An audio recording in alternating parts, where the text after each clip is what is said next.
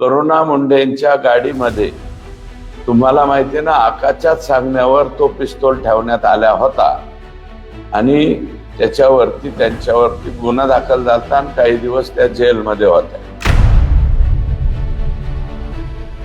गेले 3 वर्षापासून अन्याय चालू आहे, त्याच्यावरती त्यांनी लक्ष दिला, त्याच्यासाठी मी त्यांच्या लाख लाख आभार मानते.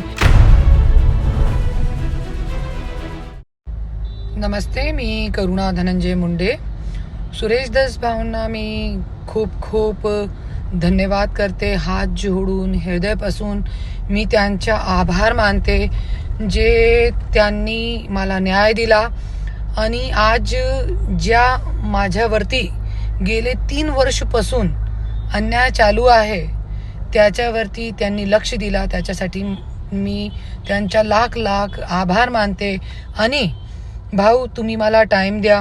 माझ्याकडे खूप काही पुरावे आहे जे आपल्याला जड तक पोहोचायचं आहे. ते तुम्ही खरं सांगताय की आपल्याला जडपर्यंत पोहोचायचं आहे. तो तुम्ही मला टाईम द्या, वेळ द्या.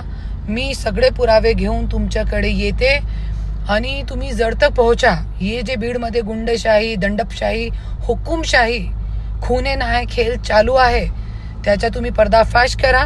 आणि माझी गाडीमध्ये रिव्हॉल्वर टाकणे से लेकर आज कलेक्टर ऑफिसमध्ये माझ्यासोबत जो मारहाण केली आहे, तोपर्यंत आज गेले 3 वर्ष बीडमध्ये माझ्यावरती किती अन्याय अत्याचार चालू आहे, सगळे पुरावे सहित.